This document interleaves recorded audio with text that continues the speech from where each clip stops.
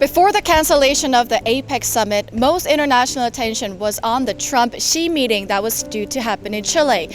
But officials here in Seoul were also keeping a close eye on the now delayed meeting between the presidents of South Korea and Mexico. So they hoped the encounter would help speed up South Korea's associate membership of the Pacific Alliance, which would have the equivalent effect to that of signing a free trade agreement with a Latin American country. The Korea Herald had a chance to sit down with the Mexican ambassador to Seoul this month, and he told me that his country is keen to complete negotiations on South Korea's membership as soon as possible. Listen in. Do you think if they had met that we would have forged further cooperation on the economic front in terms of South Korea becoming an associate member of the Pacific Alliance?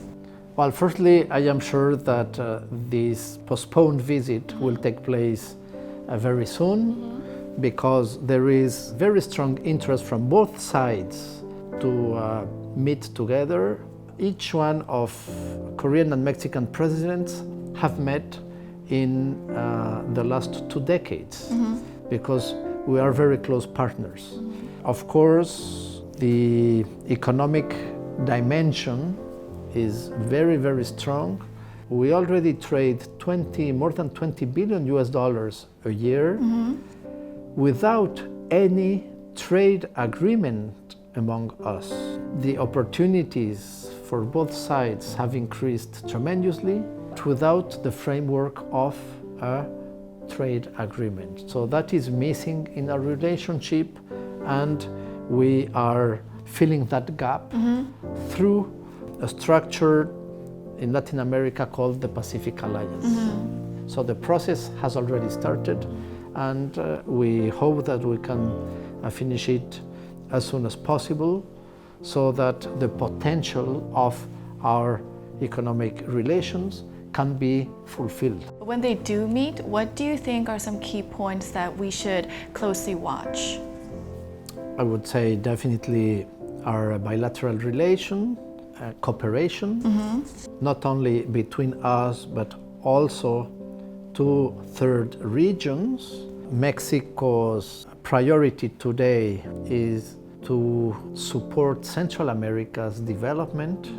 More than ever, Mexico is devising development plans, especially for the 3 countries of the north of Central America, Guatemala, El Salvador, and Honduras, in order to attack the causes of migration.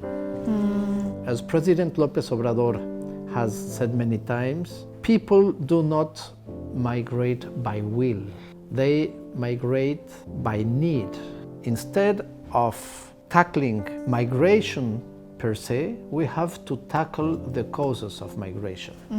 Korea is already an important actor in the development scene of Central America. We are sure that we will work together, Mexico and Korea, in supporting new development programs and projects in Central America, support those programs that will inhibit migration.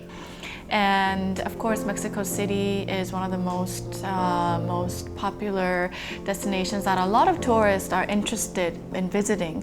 But there are some concerns about safety.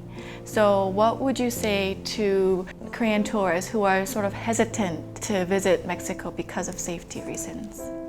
Mexico is a very large country with a huge diversity of destinations for tourists.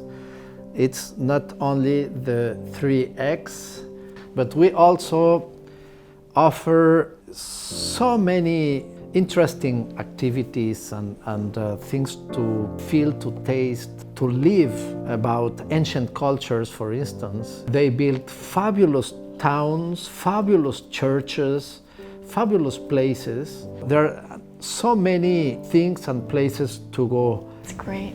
Is there anything else you would like to say? Today we have witnessing in the last decades first a political contact, then an economic relationship getting stronger and stronger, and today is the time of the people, of Mexicans and Koreans. Thank you so much for your time today. Welcome.